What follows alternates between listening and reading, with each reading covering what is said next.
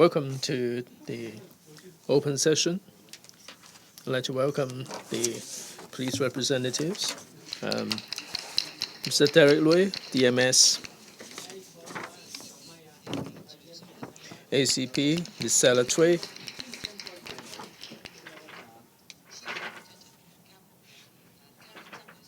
Ms. Karen Zhang, Chief Superintendent CAPO, and all the rest of the colleagues.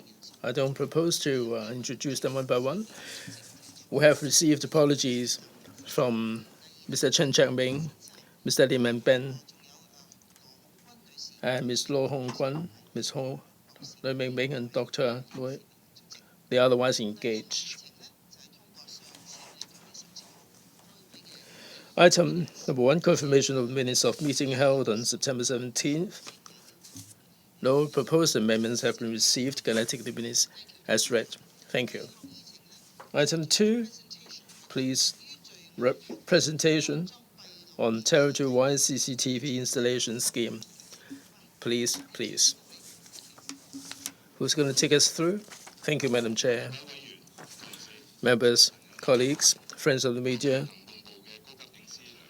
I am Leung Ming Leung, SSP Ops. I'm here to brief members on the scheme of installation of CCTV at black spots. I'm going to spend about 20 minutes covering the background, the effectiveness, the use of IT to enhance the operational efficiency and the protection of the law and all the technical security measures and public feedback.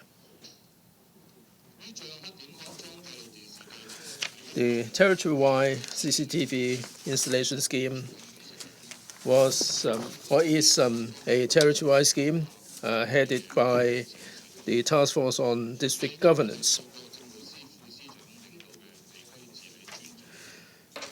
The Task Force on District Governance, headed up by the DCS, is providing the steer, and the police are implementing the scheme together with other government departments.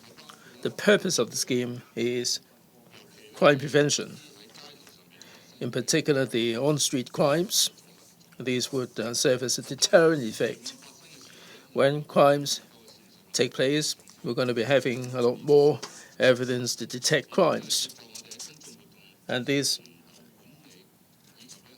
will help us with the public order and public safety in the event of public order events. And this will also support other work like safeguarding national security and anti-terrorist work. The first phase covers 2,000 sets of CCTVs all over Hong Kong, and in 665 spots where crime rates are higher, they will be installed first. In April 2024, we have installed 15 cameras in Hong Kong on a pilot basis. In the middle part of this year, the police have been installing the rest of the CCTVs progressively. The total number will be 615 in 2024, and in 2025, the remaining 1,385 will be installed, taking the number to a total of 2,000. Going forward, each year we're going to be installing 2,000 to 2,500 CCTVs. By the end of 2027, it is estimated that about 7,000 CCTVs will be installed. And depending on the actual situation, a review would be undertaken. As of now, 615 have been installed. As to the locations, we have analyzed the crime records and spotted the places with high crime rates, and we would have regard to the local characteristics and the the flow of people and the risks before deciding on the locations. At places where there is a high footfall, we would install the CCTVs with a view to preserving public order and public safety.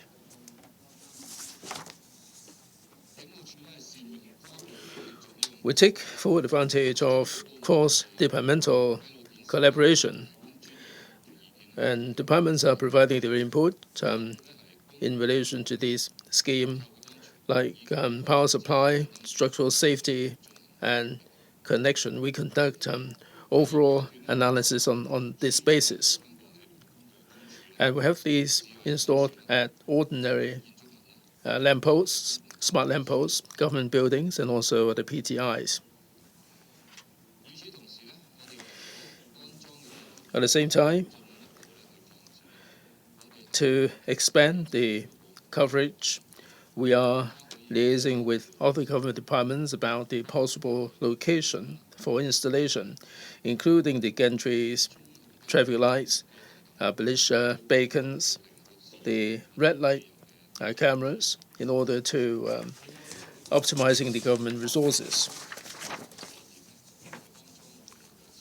We'll be erecting designated posts for the CCTVs to be installed, and we'll also install them on the solar cameras. Taking reference of other places, we will install the public address system and also screens so that we can further the protection of the public as well as the promotion of these devices.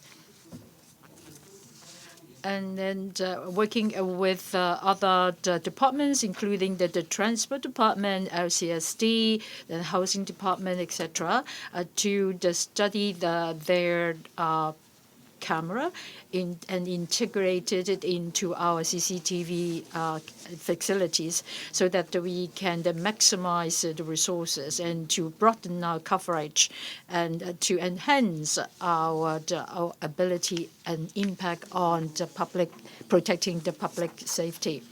And then through CCTV installation, we have succeeded in breaking the case of 96 criminal cases, including the homicide, arson, thefts, rape, and robbery, etc. And the following are the examples that have illustrated the success of CCTV installation.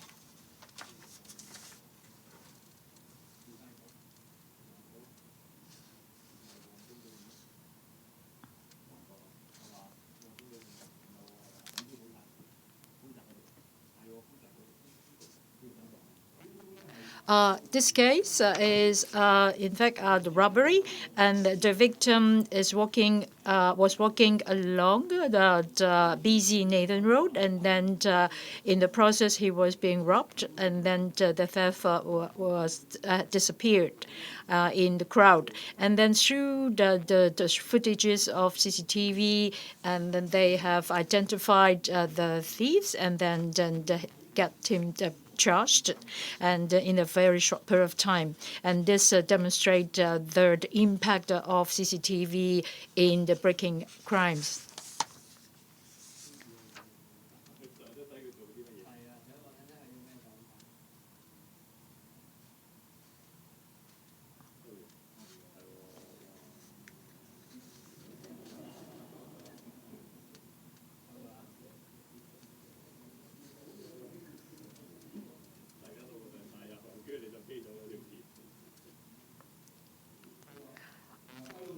Well, CCTV facilities, of course, help us to break the serious crimes, and then they also help in tackling other problems like missing persons as well as traffic accidents. They help us to understand the process and also increase the effectiveness of handling the case.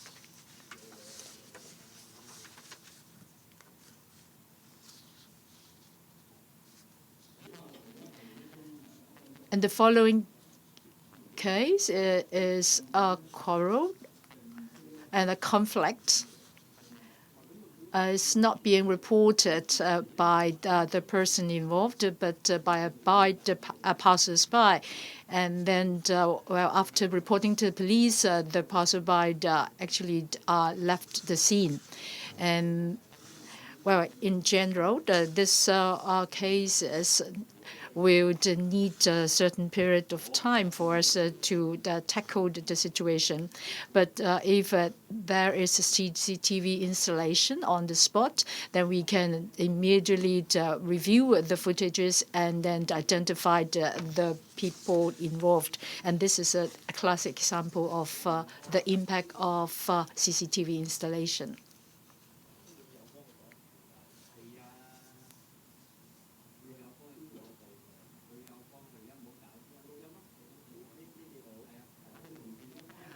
Colleagues review the footages and then identify there is no criminal or elements involved. And then after settling the case, where the colleagues could swiftly move on to other problems and then enhance the effectiveness of our work tremendously. This is another traffic accident captured by CCTV.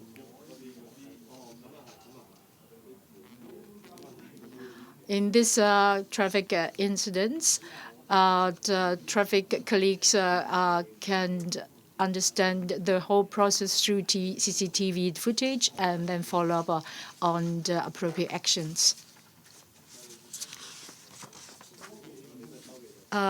Application of technology in different places around the world, including the Western countries and Asian countries, and they have already installed different numbers of CCTV cameras to help them in tackling crime. And other than the high-resolution cameras, they also use analysis of the visual images to track down the vehicles and as well as to eliminate the crimes. I believe the chair and members know that this year in Lam Kwai Fong during the Halloween holidays, we have adopted the estimation of people's flow in that particular area. And then, with that estimation, we can come up with a very prompt estimation in our crowd control. And then you can see that on the screen that this is a real-time estimation on the different spots in Soho area. And through the different color of real-time people intensity, and then we can more scientifically have estimation on the people's flow as well as appropriate actions needed. We put emphasis on the personal data and privacy in order to follow the requirement of the Personal Data Privacy Ordinance. In the process of installation of CCTV facilities, we have observed the requirement and also get assistance from DOJ as well as independent consultancies to do our privacy impact assessments. After this assessment, we will submit the corresponding opinions to the Privacy Commission and then to seek for the advices. We also seek advices from the Digital Policy Department and then to do a safety risk assessment as well as audit, so that we can ensure the effective implementation of information technology and security facilities. Other than the CCTV camera, that we need to actually ensure that they will just take footages of a public area, and then in order to screen out private properties and the private informations, we have adopted the digital shielding, and after the 31 days of screening, all these footages will be automatically deleted. If there are footages that are worth keeping for evidence keeping, and we will do it in accordance to the requirement, and then according to the third advices of the Privacy Commissioner,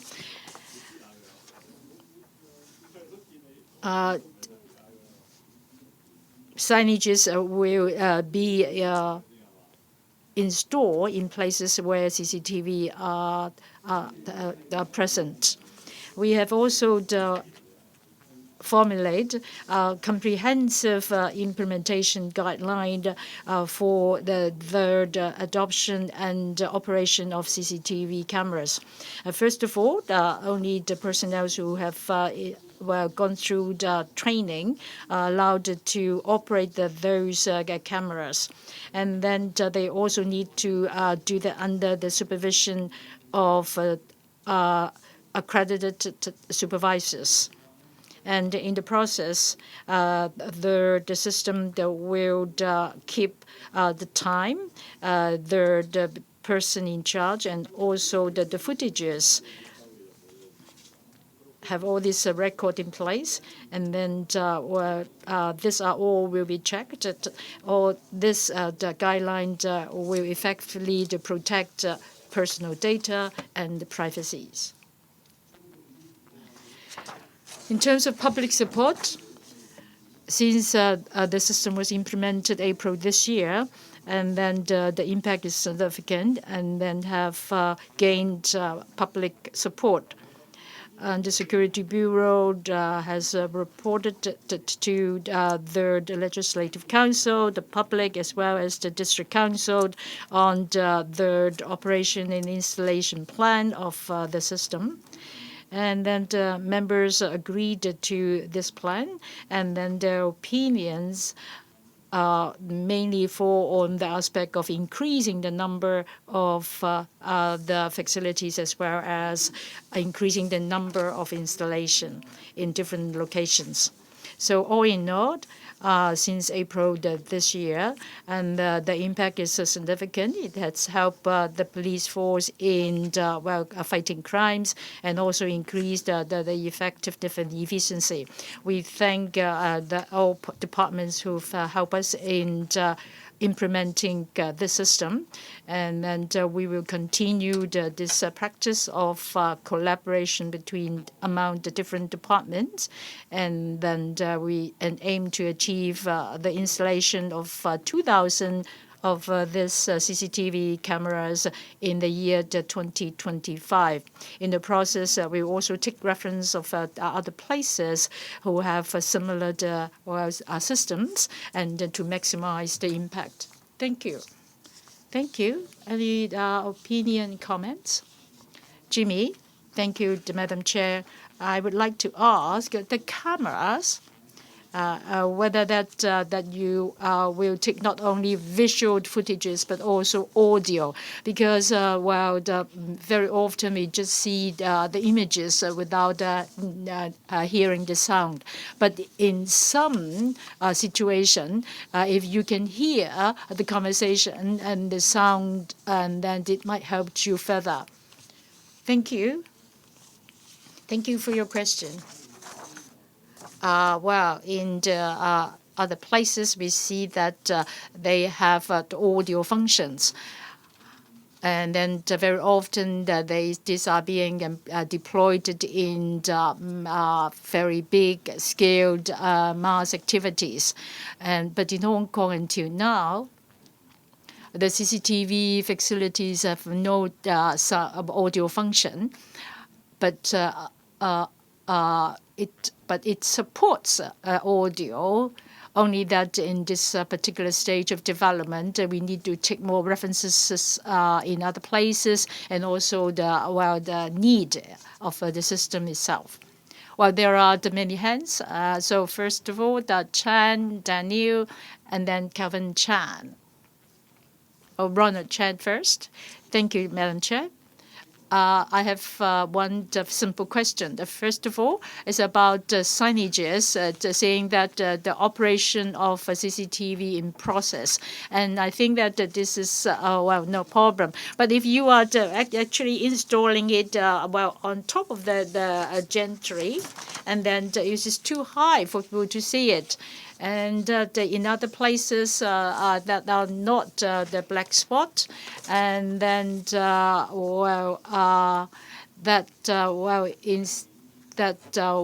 because there are incidents where that the parties want to claim insurance, whereby there is no crimes involved. Would you, and then they might ask for your footages so that they can do so. Would you do that in case a request like that arises?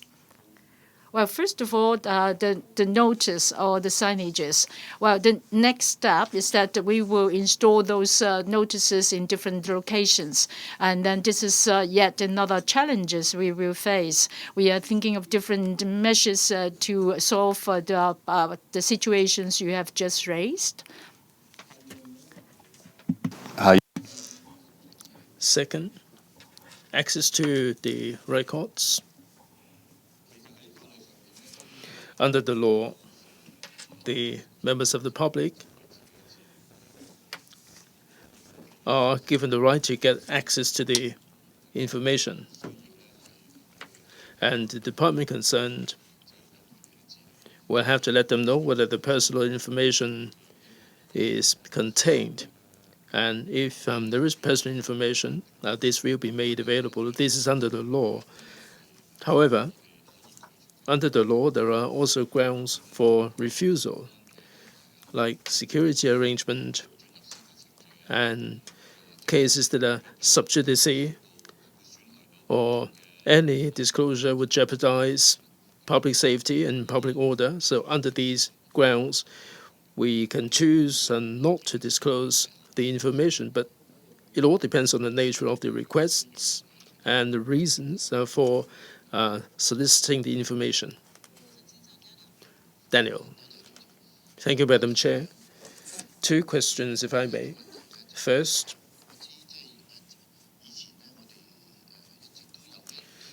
all along, we have all these cameras on the street, maybe or being in small numbers, and they're mainly targeting at traffic offences, illegal parking, sitting down passengers, or picking up passengers on double yellow lines, for instance. Will these cameras here be used for these purposes? Because these cameras can cover all these scenarios. Now, for traffic offences, will these cameras be used for ticketing the vehicles? And also, will these CCTVs be used for targeting at jaywalking? This would cover a tremendous number of pedestrians and motorists. Now, these are no criminal offences per se, so would there be any clear demarcation in the use of these cameras? That's question number one. Second, please bear with me.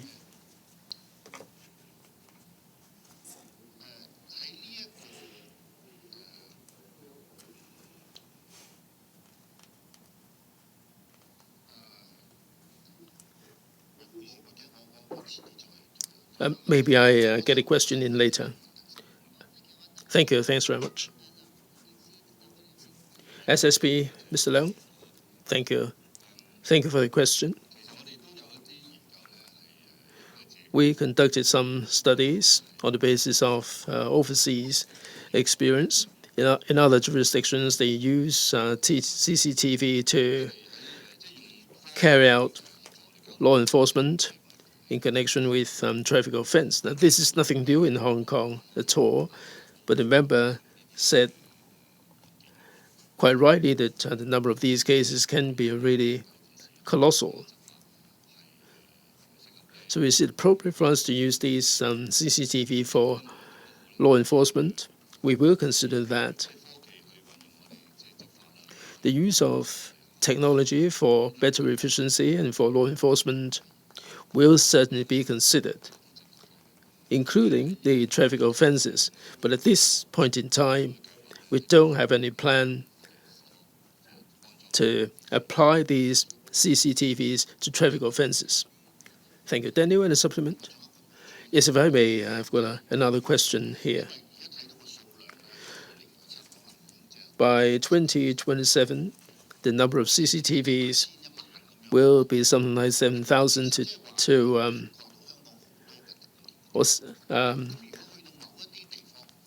this will cover a lot of places. What about the people in the vicinity, or the owners' corporations or district councils? Do they have any avenue to make representation to the police about their unwillingness to take any more CCTVs?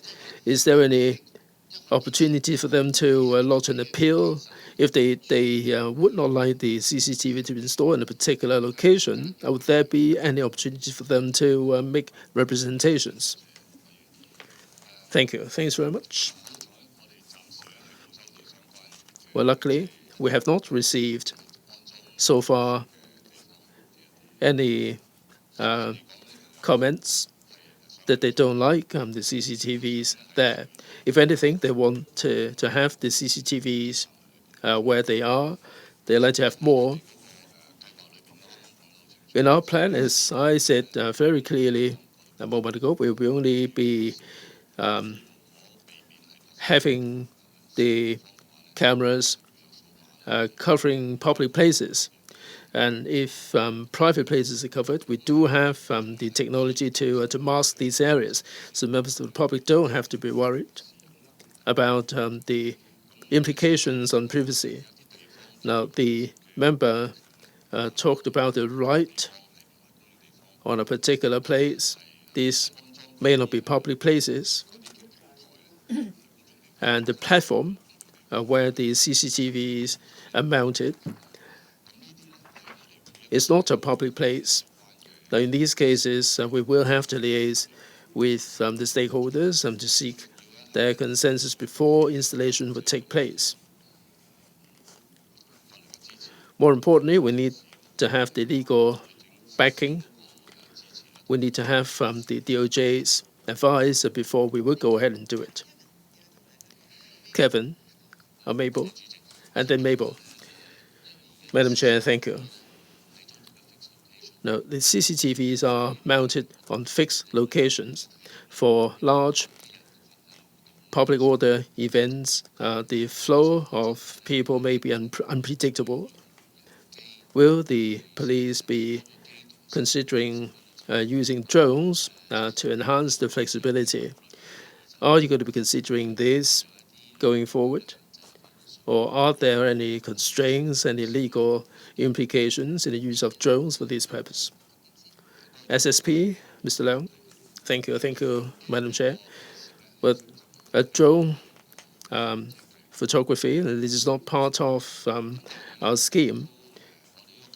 But in this particular scheme, the whole idea is to have more cameras connected with our system.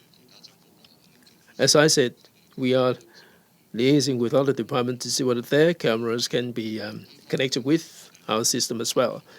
For drones, this is also one of the areas to be considered technically and legally, and the interface between hardware and software. We have to got these sorted out before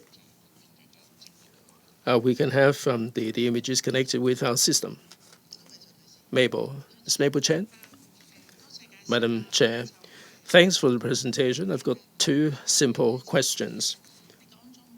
First, by 2027, there will be something like 7,000 CCTVs to be installed. Is that it? Is it going to be the final number, or will there be a second stage of installation? That's question number one. Second, other than the platforms you mentioned for installation, the gantries, traffic lights, and there is the solar cameras where there is no power supply. Now we are going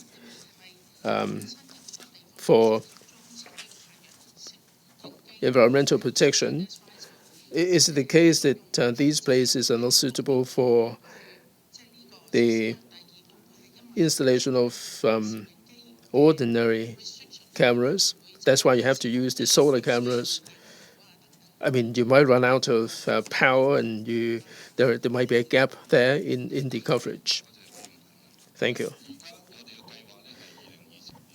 In our plan, by the end of 2027, we should have something like 7,000, and there is a lot of time before 2027. It all depends on the actual situation. The number may be more, the number may be adjusted.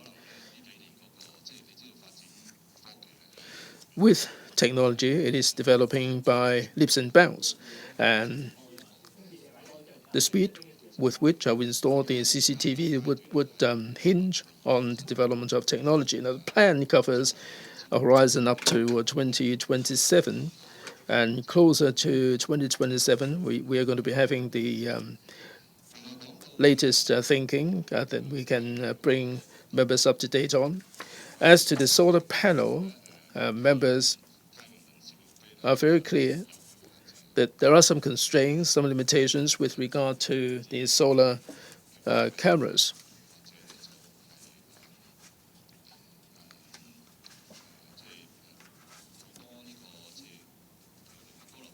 If this is within in the midst of the high rises, there are certain limitations.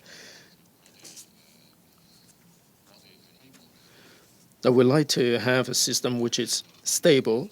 We don't really want to see the cameras being affected because of the transmission of signals or power supply. But for locations where there are no alternatives, we will have to use some other technology, like in the country parks,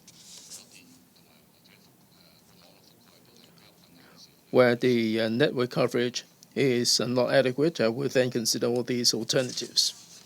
Mr. Lam. Madam Chair, thank you. Well, the CCTV installation scheme is a wonderful one, but there is a concern there, and that is the security of the images collected. I heard that the images will be kept for 30 days, and I mean there is a certain element of risk within these 30 days. We heard that there are quite a number of public bodies where their computer systems have been hacked, and there is a data breach. I'm wondering whether the police have considered these potential scenarios. If the system is hacked into, would you consider having any security system, any plan B imposed on the system to guard against these eventualities? In the unlikely event that there is a data breach, I'm sure that this will give rise to misgivings. So I hope that this will be considered. Second, this is media vision. I see it in Singapore, in Changi Airport. At the immigration checkpoint, they use a facial recognition. You can just walk right across. there will be a lot of major events to be held at the Kai Tak Sports Park, and I'm sure there are a lot of CCTVs there. With the sheer number of people, these cameras may not be able to identify the people concerned. So with the advancement of facial recognition technology, in particular when people are making their way into the venue, you would have the images there. And so for these large-scale events, you would be able to ensure the security. They're much better. Eric? Madam Chair, about the data security, in my briefing, I've already said that in accordance with the guidelines of DPO, we have commissioned a third-party consultant to have a look at the risks in the system and what measures should be undertaken to safeguard the safety of this particular system. As the member mentioned, there is always a likelihood of hackers getting access to our system. But they can't really do anything because all the information would be encrypted. You may get hold of the information, but you cannot really read the data. It would be a scrambled kind of image. You cannot get access to any particular information. You have to decrypt the information before the data would become visible. So even if there are hackers attack, we are confident that the personal data and all the rest of the information will be intact. So about facial identification, in my briefing, we have take references from other countries that other than the facial identification, they also adopt other advanced technology like the CAPO identification, biometric, etc., to help them in tackling crime. So in the future, we have plans to learn from their success stories and then to apply it in Hong Kong. So the vision that you've just mentioned will be something we can look forward to in the near future. So I would like to add a little bit to just now, Eric, in response to Matthew's question on security concern. And I think that this is a very good question. Well, the whole government, and not only the police force, have put a lot of emphasis on digital security or information security. And as you mentioned, why there is a breach of personal information is because there are some faults in handling the informations, like using a private cloud to store the data, but within the police force. And our usual practice is to take references and then to learn from failures. And then, as Eric said, that in our design, other than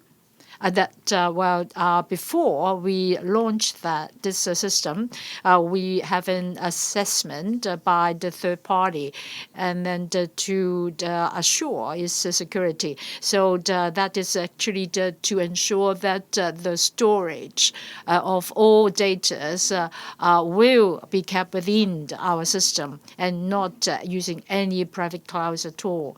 So the 31 days. is adopted here, and then well, this is not the only well system that we use the 31 days well cap, and then the body cam, and then the other information we collect through other means also follow this 31-day cap that all information will be destroyed after 31 days if there's no values in the other means in other usages. And I think that your vision is the vision of all people, that we want not only the visual images, we also need sound. And then I think that well, it is needed not only in well enforcement of law and order, but in actually improving our services, etc.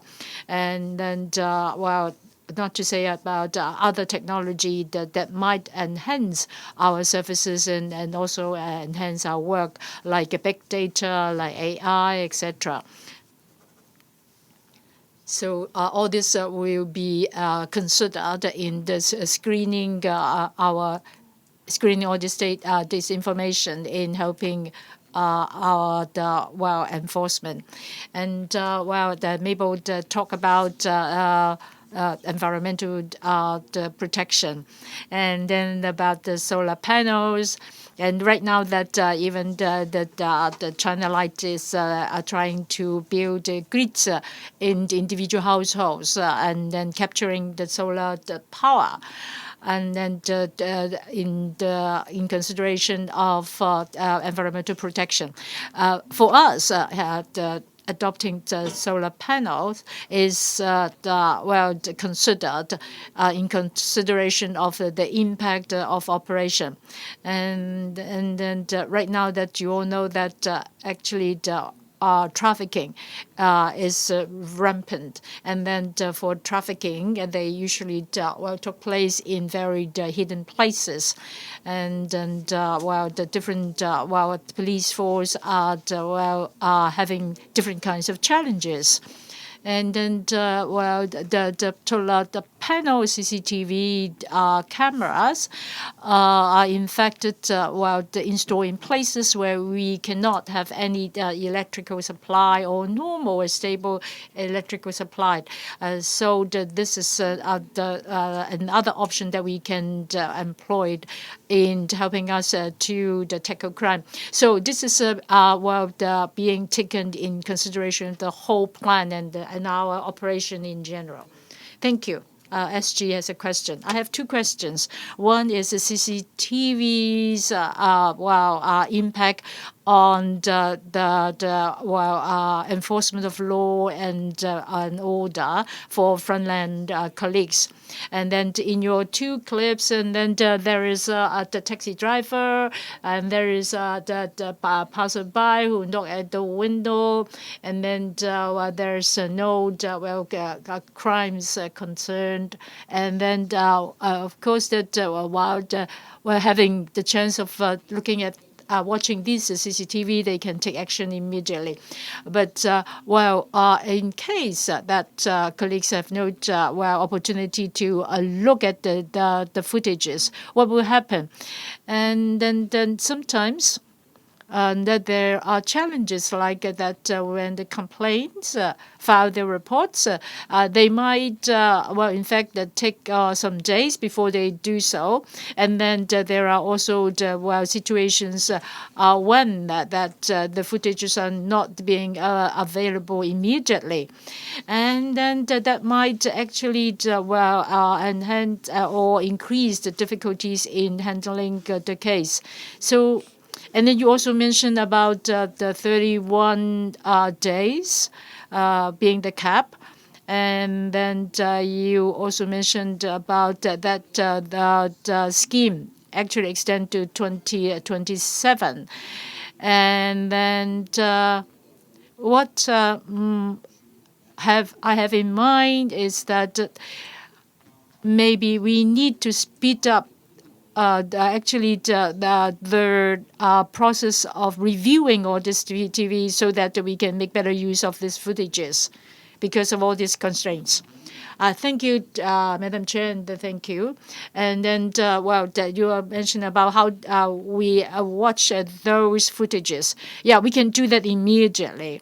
And then right now that we are doing it by two ways. So one is in our headquarters that we have colleagues reviewing all these footages immediately. And then secondly, in the colleagues in charge, they can also in real time to watch these footages in their district office.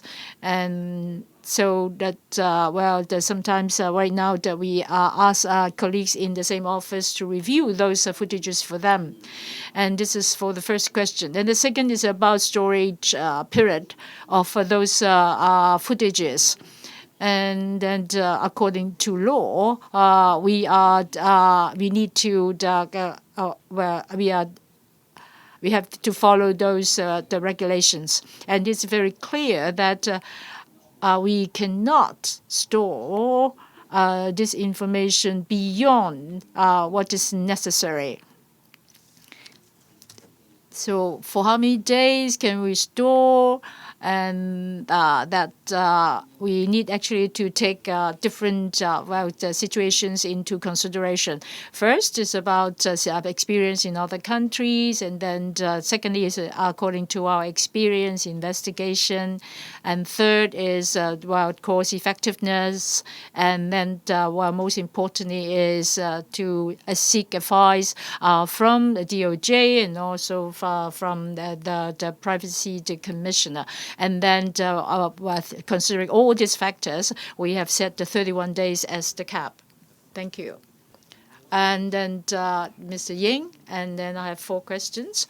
First of all, and then you are talking about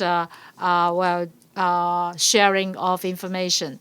And then, I heard that you cannot do that. And right now that it seems that you've solved the problem of sharing information with other departments. And then I just want to mention that EEP and also install cameras in the black spots of garbages. And I think that you can also get the information from EEP. And then secondly is about, incorporating sound in the footages. I think that you should consider that function because in the LegCo, and then we are saying installing CCTV within the car compartment, and then including sound. So I don't think that there's any difficulty or challenges in doing that in public space with this CCTV installation. And then, as we can see that in the clip you show us, when there is a conflict between the passenger and also the taxi driver, and then if you don't have sound, then you don't really know who actually start and then kick off the whole conflict. And then the third is about in special area where they have the yellow crosses, and then the Hong Kong first have this the yellow cross area that while people are really very restrained, but right now the people actually seems to have relaxed a lot, and then now that there are a lot of jams on this particular areas. And I think that is because the people are actually just neglect this special crossing area. And I will suggest that you add the CCTV in this particular area. And the fourth is about the increasing the number of CCTV cameras. Well, the experience in the mainland, that you found that the people are more polite. I mean, the drivers, and then also the public law and order also improve a lot. It's because that there are more CCTV installed in China. And then I think that, if you have more of this camera in public areas, and I would emphasize that it will significantly improve the traffic situation in Hong Kong.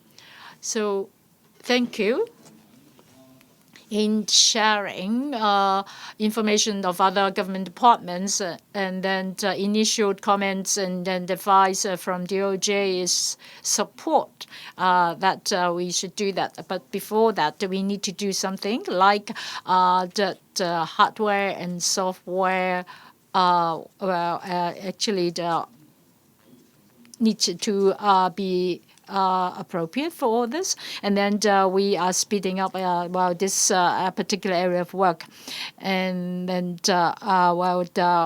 we have installed more than what is needed to be stored, and then the footages in fact have spread over a very large area. And in terms of sound, as I just mentioned, we will review that according to the operation, and it is also applied to the traffic situation. And the third is about increasing the number of installation, and the first phase is about 2,000. And then this is in consideration of, and also by the experience of installation, speed over the past 6 months. So that's why we set the target of 2,000 for the first phase. But as I just mentioned, with the advancement of technology, the work could be speed up. But how many can we will increase? We do not know yet. But we will review that regularly. Okay, DMS, and then Daniel again. Next, DMS. Eric, if I may supplement what Eric said in response to Mr. Frankie Yik, the shared use of data, I'd like to say this to the Vice Chair. Indeed, other than EEB, I've seen some of the cameras. Whether they are suitable would depend on the location. The FHD, the country parks, they do have a lot of cameras. We do have their cooperation, and this is the same one single government. We will be working in collaboration, and their cameras are designed for specific purposes. But as Eric said, in terms of crime prevention and detection, this is good for shared use. We have sought their cooperation there. As to capturing acoustics, the scene in which someone was banging on the taxi, now we may not be able to capture the audio in every single location. That the camera where is mounted on the lamppost, and if what's happening is 50 meters away, we may not be able to capture the audio. But having said that, is not a non-starter. We would certainly consider that. As Eric said, there is such a functionality there, and the CCTVs are being mounted there, and we certainly bear in mind what you have to say. As to the yellow box, Damon, my colleague, at the traffic headquarters at Hoi Yun Road, roundabout, and Queen's Road Central, there is a pilot scheme there. The traffic headquarters are looking into this at the present moment. Now, with illegal parking, we don't have to put the ticket on the windscreen. And this is only the starting point.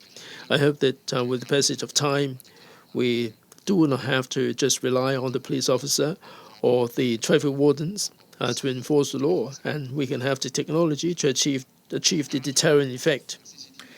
As to the CCTV's installation,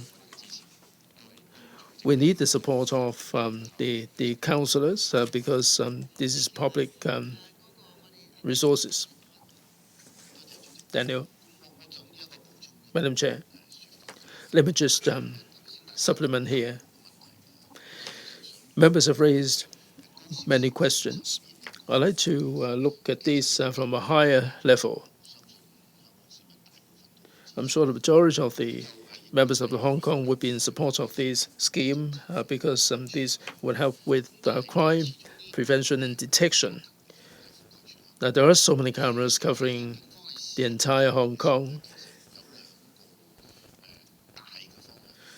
and there are two major directions. One is in active mode, the other one is the passive mode.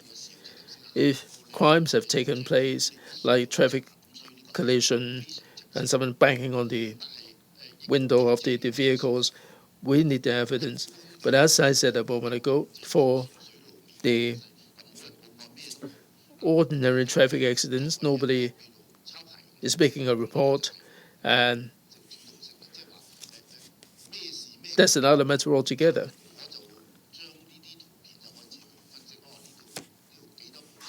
And with traffic offence, we can use the system to analyze how many tickets can be issued. This scheme is intended to assist in the detection, but if we switch over to an active mode, I hope that the police would promote this scheme to the members of the public more. Now, this is an important move because they're covering such a vast area, and people might not be caught unawares. Of course, we don't really want people to illegally park. People have to observe the law.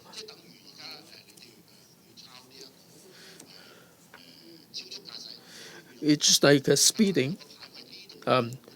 You would have the design erected to warn people that there is some speed trap there. I think you have to have a balance struck. The law enforcement and the support of the public would also be just as important. Right? Not so much an inquiry, just a comment. Would you like to respond? Very briefly. Thanks very much, Daniel, for the comments. Your suggestion is really brilliant. I think this is the same as Mr. Frankie Yick's point.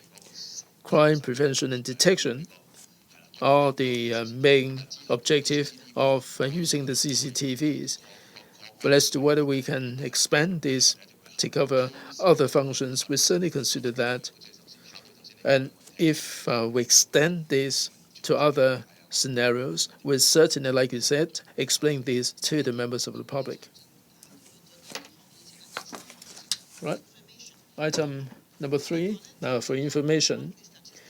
A, CAPO's monthly statistics. That's in Annex 3. And B, CAPO's criminal and disciplinary checklist. That's Annex 4. I'd like to call upon the police to brief us on this, please. Thank you, Madam Chair. I'm going to be reporting the latest complaints trend. Now let's look at the reportable complaints 2022 through to 2024, January to November. In 2022, because of COVID, the number of complaints was a 10-year low. In 2023, things resumed back to normal. The number of complaints has also increased. In 2024, January to November, we have received 1,660 reportable complaints, up by 4% on 1,599 the previous year. The situation is stable. And this is on the basis of the number of complaints. But a complaint might involve more than one allegations. So over the past 3 years, I'm going to be analyzing the allegations there. Here, these are on the basis of different allegations. For the minor ones, for the first 3, neglect of duty, misconduct, impoliteness, on offensive language, they are in the majority. 95% of the cases belong to this category. For the more serious cases, they take up 5%. This is January to November. The result: 2,070 allegations were endorsed, and 41% were withdrawn, and the yellow part, 36% of the cases were non-pursuable. The grey portion have been dealt with by informal resolution. They take up 11%. For the remaining 12%, orange, light blue, green, and red portions, they have been investigated, and only 3% are substantiated. Of these, none of them are of serious nature. So this is the trend regarding the complaints. Thank you. Any questions? This is for information only. Any comments? If not, Mr. Frankie Yik. For the first page, we saw the number of complaints. The number seems to be pretty high. But recently, when we look at these reports, quite a lot of them are non-pursuable. Maybe people are acting on the spur of the moment and lodge a complaint, and then the complainant disappeared thereafter. Then the number has been pretty high. Over the past couple of weeks, we've seen quite a lot of these cases. So to be fair to the police, I'm wondering how we can designate a specific category of these cases. Now, people just vent their spleen by lodging a complaint, and they don't follow up, but this has wasted a lot of resources. The Secretariat will have to do a lot of work, and members have to go over these cases, and they are non-pursuable after they've vented their spleen. So I think we have to somehow handle these cases in a particular category. And it's not fair to the police, nor would it be fair to society. Yes, we have seen quite a lot of cases in which we don't have the clear names of the complainant, nor are we able to find them for communication. I've been chair for 3 years now, and I think we have to have the clear identity. Lodging a complaint is a serious matter. Complaining against the police officers are okay under the law, but if there is no identity, it is non-pursuable. It is really regrettable. So I hope that any complainant lodging a complaint should leave a number, leave a contact. Many of the contact numbers are not functional. I know that things have improved, but there are still many cases that are not provided with a clear identity. Now, we all use WhatsApp. We all use mobile phones. Now, lodging a complaint is a solemn matter. Now, if we cannot get in touch with the complainant 3 times, then it would be classified as non-pursuable. as time goes by, the memories may be fading. If you're asked to remember what happened 3 years ago, it would be a bit of a tall order. So the Vice Chair has got a point there. We have to deal with this in a serious manner because there are so many non-pursuable cases that people are under a lot of stress in Hong Kong. If they lodge a complaint willy-nilly and do not follow up on the cases, then they would waste a lot of community resources. Thank you. Any supplement, please? Stephen, the discipline checklist. Yes, for the details that they are set out in the annex, I don't have anything particular to add. Thank you. Any comments? That's in Annex 4. Any comments? If not, AOB. There are no AOB items. The next meeting is scheduled for March 18th, a Tuesday. It is the middle part of December. Christmas is upon us. Merry Christmas, best of health, and see you next year. Thank you all very much.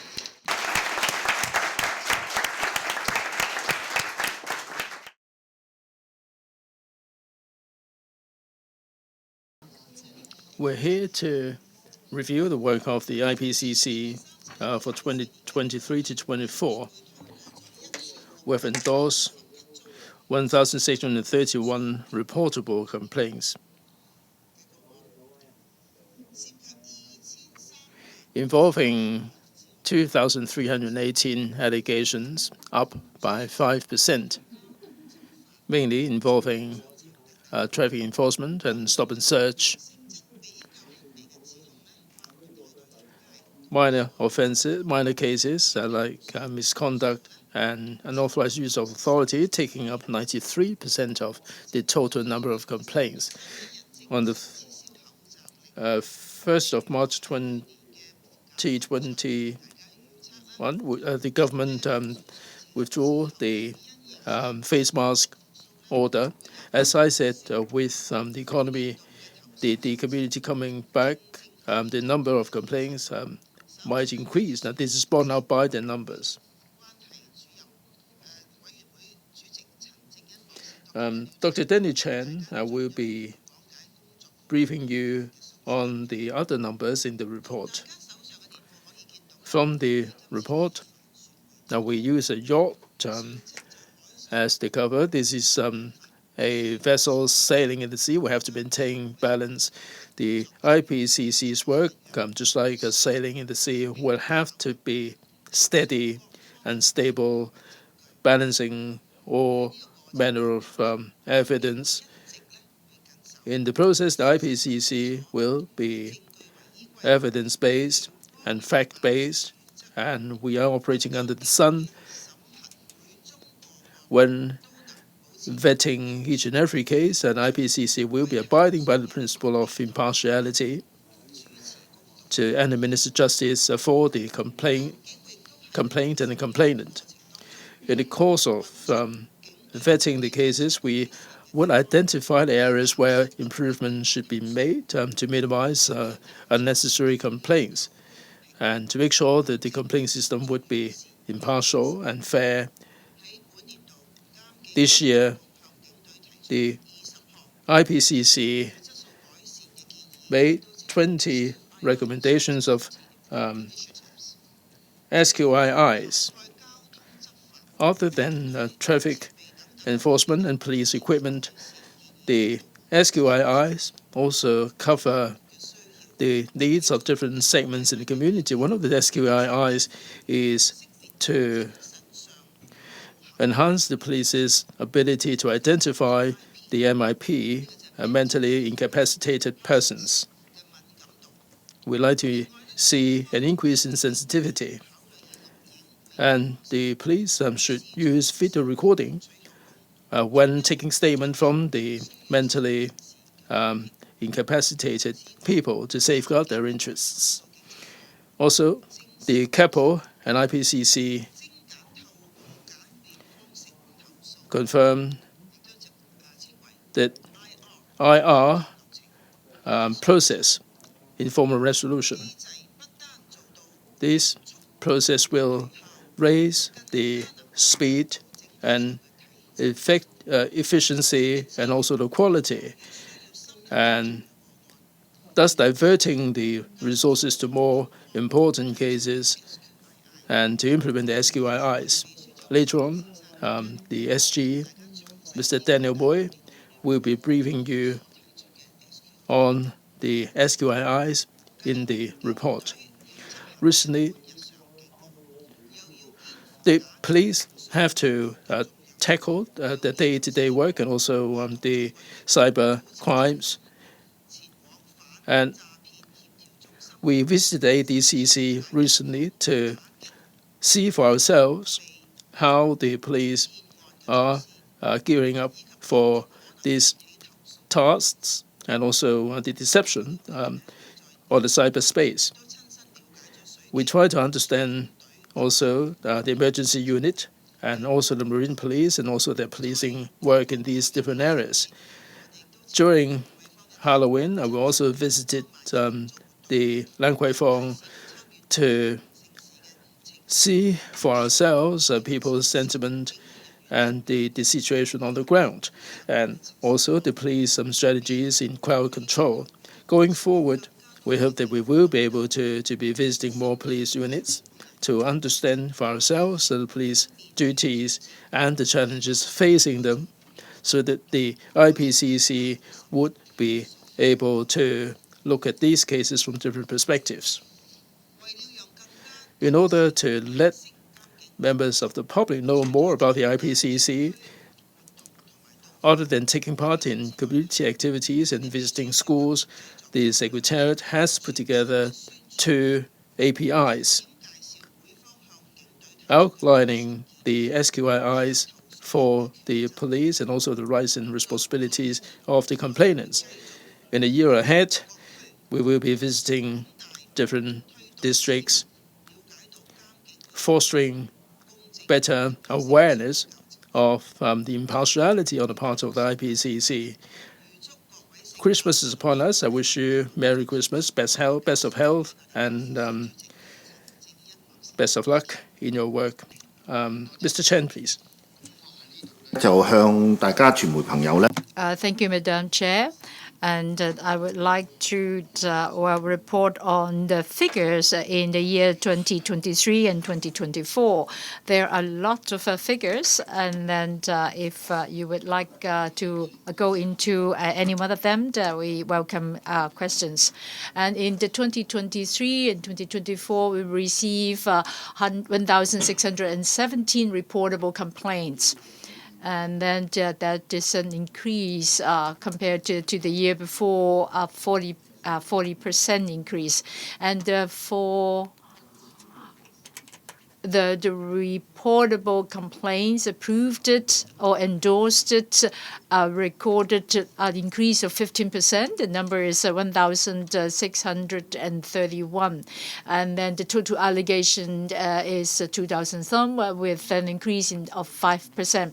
So there are the 2,318 allegations, and the minor allegations it consists of like 93%, and then it is negligence of duty, and there is a total number of 1,106, and of the 47.7%. The other are impolite, misconduct, use of offensive language, etc. And then it consists like 45.3% of the total allegations. For more serious allegations, including assault, unnecessary use of authorities, etc., and it amounts to like 159 cases, with the decrease compared to the years before, 54%. And of the allegations that requires full investigation, numbered 316. For those that did not require full investigation, the number is 2,002. of these allegations, including withdrawal and not pursuable or informally resolved. Well, the results of the investigation, those classified as a substantiated is 36, substantiated other than reported is 27, not fully substantiated is 1. That means that, well, to a certain extent, for those substantiated amounts to the 64, is about the 20% of the total of 316 that required a full investigation. Well, within the 64 cases or allegations classified as a sub or SOTR, NFS, while the 51 is the neglect of duty, and the 12 is misconduct, improper manner, and there is only one serious allegation, and that is classified under unnecessary use of authority. Well, in the report this year, there are 17 cases are classified as false. Well, in the year, for the withdrawal and not pursuable are correspondingly 925 and 746. For non-pursuable allegations, the major reason is because the complainant actually disappeared, and then they have not actually addressed it to the requirement by CAPO investigation. And then very few could not be the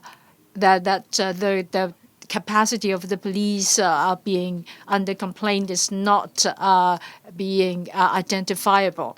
So both Madam Chair and I myself have repeatedly in different circumstances emphasized that our complaint is a serious matter, and then we need the complainant to work with CAPO, providing enough information and to follow through the investigation.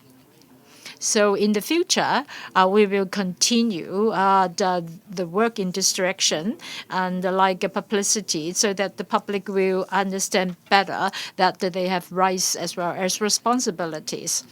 And within this year, we have 97 officers that ruled under disciplinary action, and 53 received advice, and 22 have received warnings, and 4 were under disciplinary review. And then this are all considered serious punishments or actions. And also within this year, queries raised to CAPO amounts to 717. So maybe that arises from different complaints and different cases where we have queries over the categorization and then clarification, the recommendations, as well as investigation thoroughness. So that amounts to a total of 717. Among this 717, 82, in fact, actually, were being reclassified. 49 of this cases are being classified to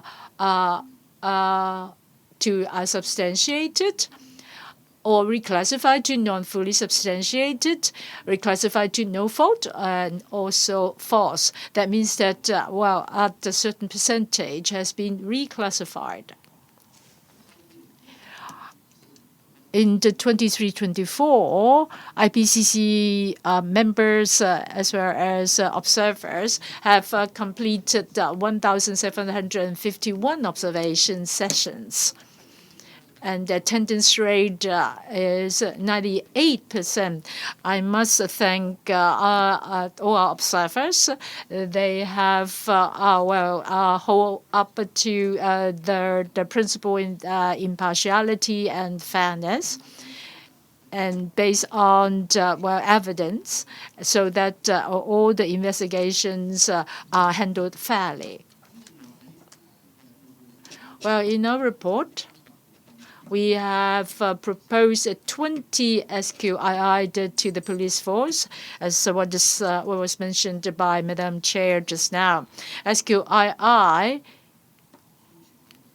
was one of the main tasks in our promotions in recent days, and that include measures to improve the service of quality in order to reduce the number of complaints.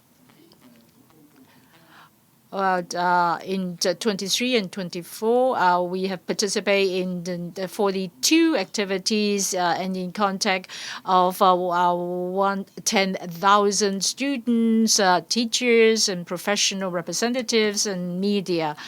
We have introduced the work of IPCC as well as SQIIs so that the public will better understand SQII. The objectives of SQII, and in doing so, we also have produced a special promotional video. We would like to share with one of this with you here. And after that, further the details will be reported by our the secretary. And in the information about SQII.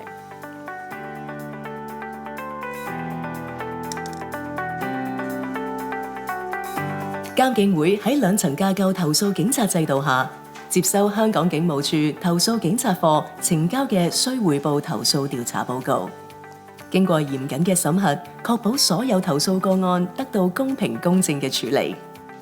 監警會除咗審核同覆檢投訴，另一項重要嘅工作係喺審核投訴過程中提出警隊工作常規或程序中可改善嘅地方，並向警方提出服務質素改善建議，避免同類型投訴再發生。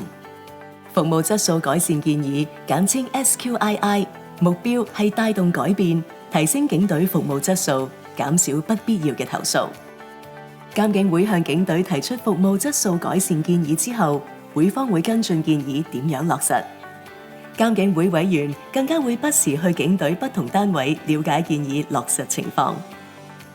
監警會過去提出嘅服務質素改善建議，涵蓋警隊運作嘅多個不同範疇，包括交通執法、警署設備提升方面、應用資訊及通訊科技，以及警方點樣處理有特別需要人士等。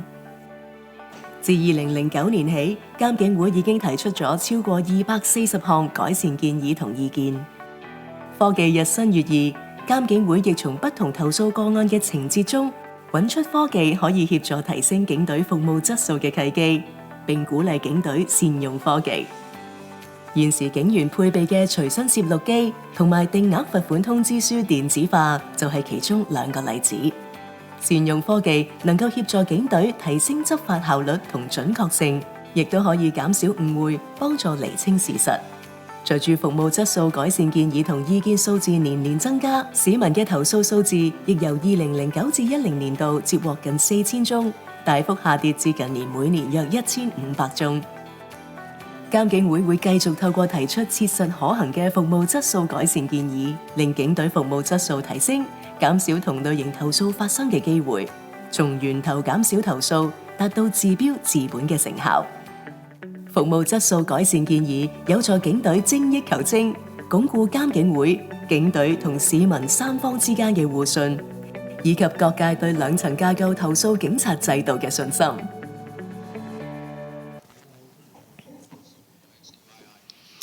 Let me brief you on the SQIIs. Over the past few years, under the chairmanship of Ms. Priscilla Wong, the SQIIs represent the major direction forward. We hope that we will be able to identify areas where improvements can be made to minimize the number of complaints. In our working report, there are 5 SQIIs, starting from page 56 through to page 65. I will be briefing you the SQIIs there. First, the erroneous transfer of money, that people tend to transfer money electronically these days. Now, when making the transfer, mistakes may crop up, and there may be undesirable situations. Now, when there is a mistake in the transfer, people might report this to the police. Is this really criminal in nature? The recipient of the money may not be aware that this is a transfer by mistake. Now, when you call the police, will investigation be conducted? Now, in that case, there is a complaint lodged with the police because the person failed to get the money back. A month later, the person went to the police, and there was no investigation criminally. 3 months later, the person failed to get the money back, and this time the police initiated an investigation, a criminal investigation. Now, the recipient failed to make a response, now because the person has already returned to the mainland for 10 years. From that case, we have to ascertain under what circumstances would a mistaken transfer of money be regarded as a criminal case. We discussed with CAPO, and we believe that there should be some guidelines for the front line, particularly colleagues in the report rooms, so that they would be in a position to tell whether a case is of a criminal nature. That the amount is important. If there is a transfer of 1 million, it would be different from a mistaken transfer of $1. You must not be unaware of the $1 million transferred to you by mistake. And also the timing. If the mistaken transfer took place yesterday and you're calling the police today, the recipient may not have time to become aware of that. And also, under what circumstances the transfer is made by mistake? Is it between commercial premises, and what is the information there? The police have provided a lot of training to the frontline staff, making them aware of the entire process of transfer. That there is basic training and also continuous training for the frontline staff. In particular, at the police academy, this case has become a specific case to show the trainees what theft, what constitute theft. So this is the SQII that we recommend for the police officers to be more in tune with what's happening. The second SQII is to enable the frontline officers to have better sensitivity in identifying the MIPs, mentally incapacitated persons. If a police officer is dealing with an MIP as a witness or as an arrestee, what is an officer supposed to do? Under the guidelines, the officer will have to get an authorized adult, an appropriate adult, to accompany this MIP in giving evidence. Now, the reason for doing this is to safeguard the interests of the MIP because the person may not be aware of his or her rights. Now, if it is an MIP, or if someone is suspected to be an MIP, then an officer will have to arrange for an appropriate adult to accompany him or her. In our working report, there are 3 cases. The first one is there is a woman who was arrested because of an argument and some fracas with some construction workers, that she sustained some injuries, was taken to the hospital for treatment. And her daughter went to the hospital and told the police officer there that her mother is an MIP under treatment. And in the hospital, a psychiatrist was summoned to examine her. The daughter went away, and there was a shift in duty, and the next police officer turned up, and the next officer was informed of the status of the MIP. And the daughter went away. The police officer also, the first police officer, went away, and after some time, the MIP said that she didn't need to see the doctor. She could go home on her own, and they went back to the police station. But when they went back to the police station, the second police officer didn't tell the duty officer that that woman is suspected to be an MIP. And thereafter, they were supposed to have an appropriate adult, like a social worker or family member, to accompany that MIP woman, but that didn't take place. So when CAPO interviewed this officer, the officer said that the person sounded normal and she didn't sound like an MIP. But the guidelines state very clearly it would not be for the police officers to decide, because an MIP might be able to communicate like a normal person. So we feel that that officer lacked sensitivity there. The other case involves a case being reported to the police, but when the frontline police turned up,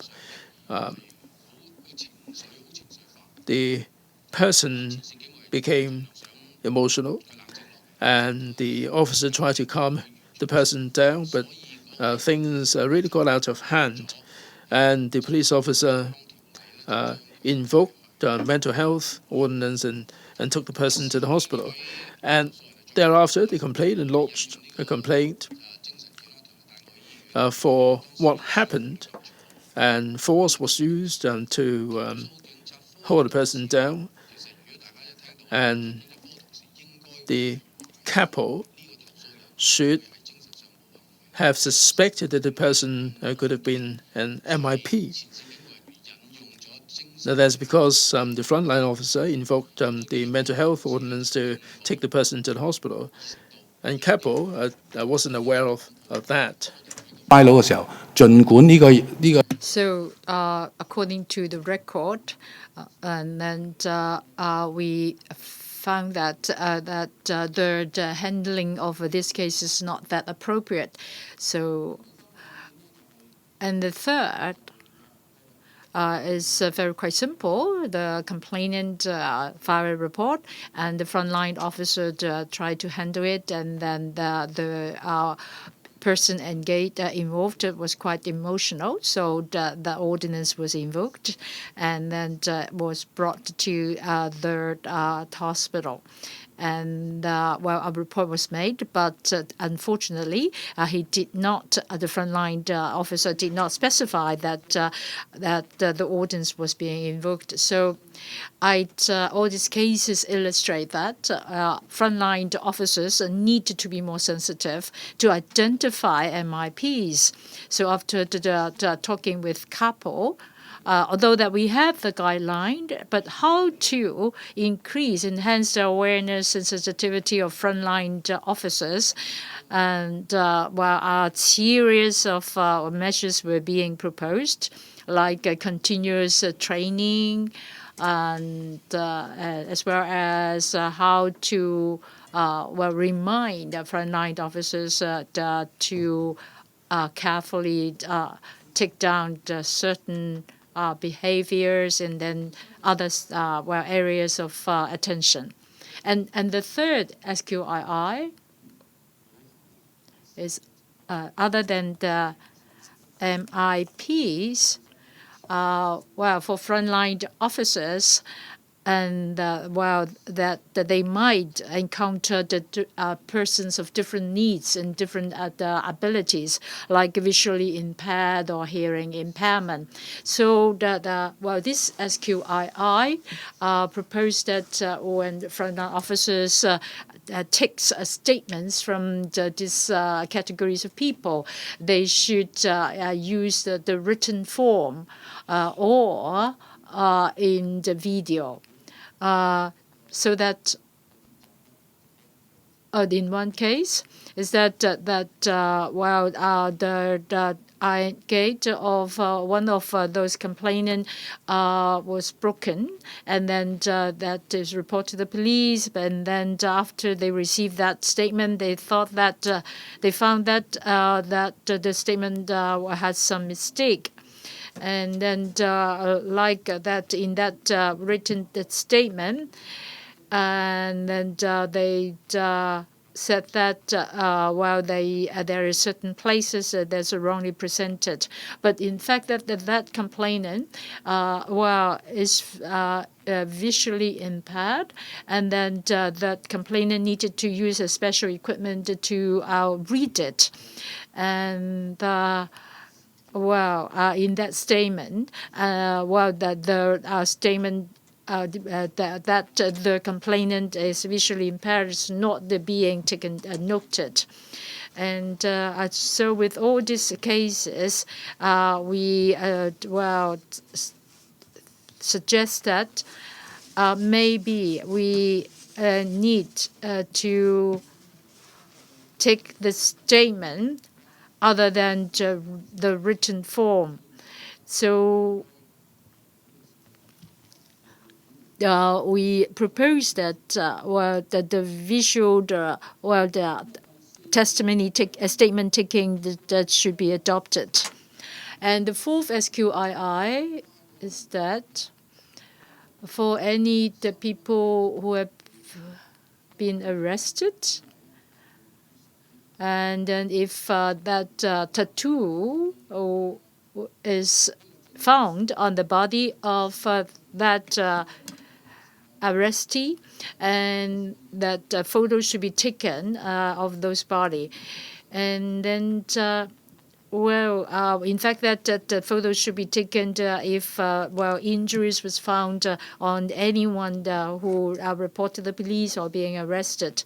But in all these circumstances, if the injuries were found in sensitive parts, then the certain guidelines should be followed, like that in the internal guideline. There is no clarification on the definition of sensitive parts, and the second the problem with that guideline is that there is no guideline on specifying the gender of the frontline officers who takes these pictures. That means that if the arrestee is a woman, then the frontline officers who take these pictures should also be of the same gender. So in that case, and then also with the CAPO's menu, we found that it's very clear what are the sensitive parts, and there are very clear definitions about it. And well, for all parts that is not usually exposed, defined it as sensitive parts. And in the CAPO guideline, it's clearly stated that officers of different gender should not take the photo or the pictures of the arrestee. So that well, in this case, we talk to the couple, and then well, they also note our observation and agree that they should clarify in the guidelines, and so that the frontline officers know what to do, and then well, to take pictures. And the last SQII is quite simple. Police in contact with the public usually will be in contact of personal data like their name, then the ID number and the address. So in one of these complaints, well, the frontline officer, who is a male, got some information from the woman who is being stop and search, and then well, after having all this information, that this frontline officers call the person who has been searched and then obtain the information from that particular search, and then in fact in the internal guideline there is very strict rules on how to make use of this information, personal data.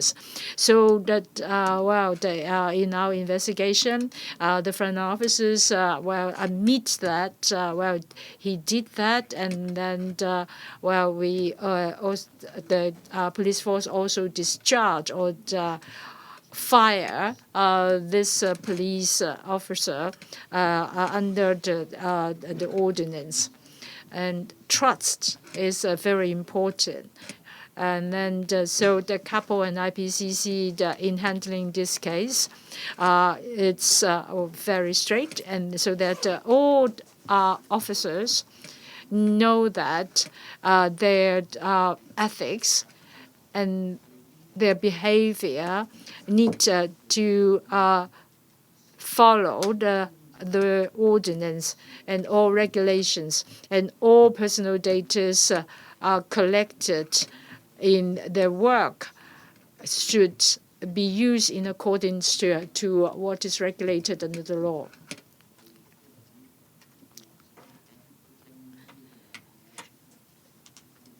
So this case is being shared with different officers, and so that this is a kind of examples alerting, and then actually raising the awareness of frontline officers in using personal data in different circumstances.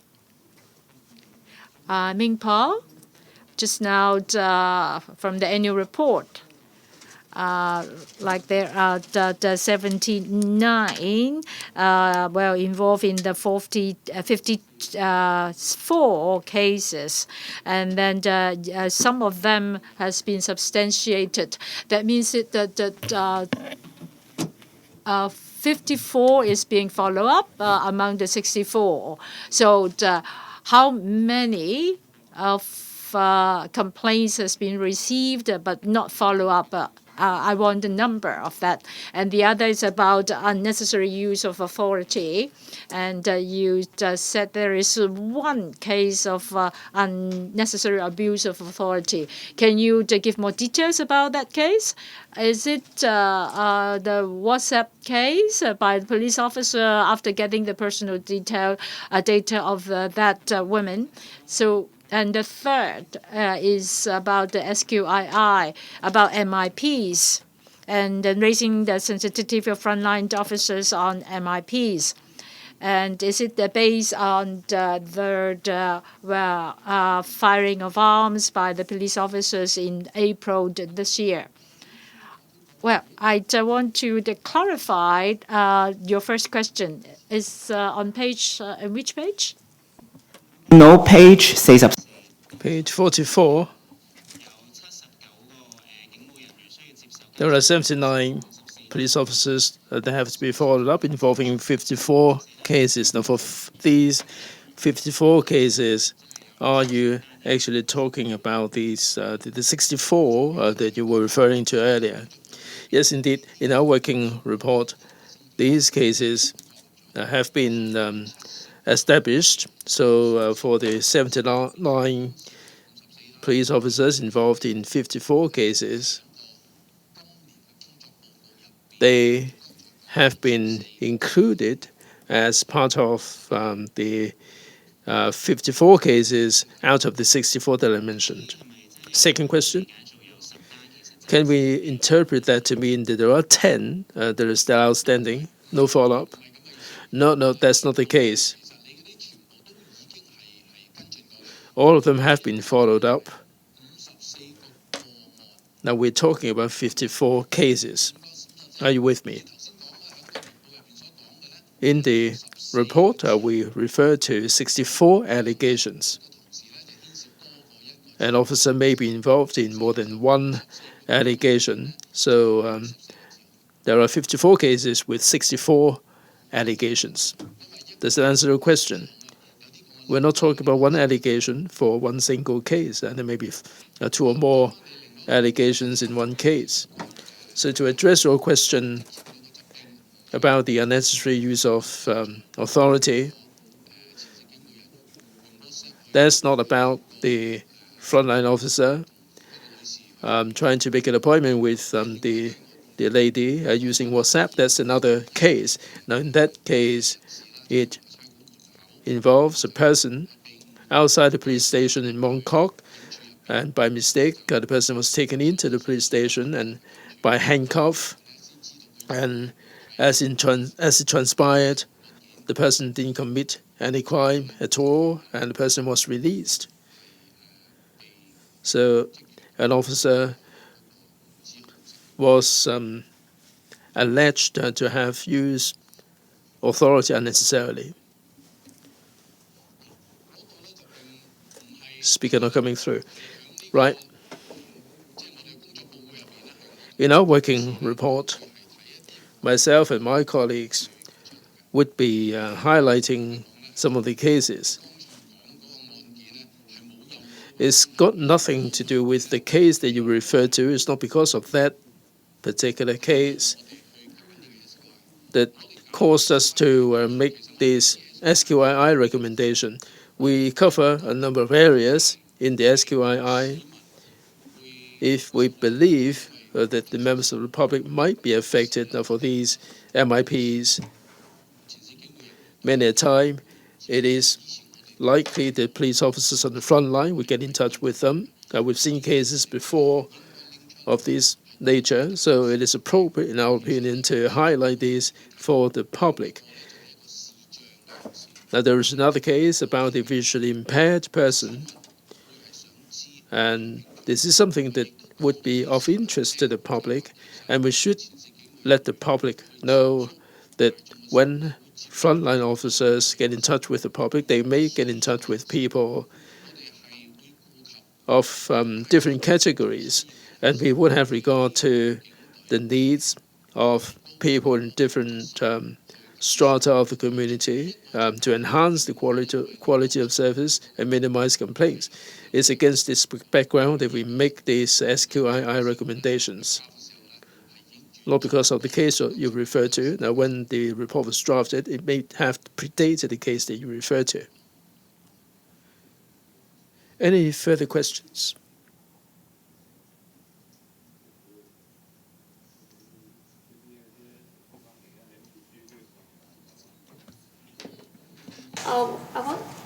For Priscilla Wong, what do you think about the new appointments to the Peter Wong of the HKU chairman? And do you have anything to share at the end of your 3-year term? Before my chairman will respond, but I must say that this is an occasion for the IPCC, and Ms. Wong is now attending this function as the IPCC chairman. So I hope that we can all confine our questions to the work of IPCC, in particular the annual report of IPCC for this year.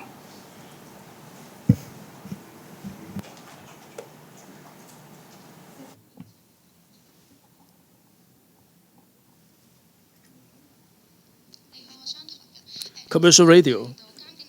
It was mentioned a moment ago that the SQII has got nothing to do with the shooting case in North Point. Will the IPCC be examining what happened in the shooting by the police in North Point? Let me say this: now the case in North Point, it happened in September last year. It was documented in the media. There is a death inquest that will be held. Now, this is sub judice when a case is being processed in the court. Nobody would be speculating on anything at all. It's not appropriate for us to engage in any discussion. This is out of respect for the court. Now, any case which is sub judice will be handled like this until such time as the court has disposed of the case. Then the police, the media, and the IPCC will not pass any judgment. It would be for the court to pass the judgment first.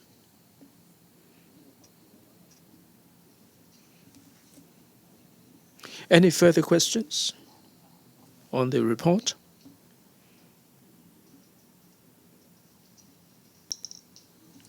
If not, that's it for today's press conference. Thank you all very much.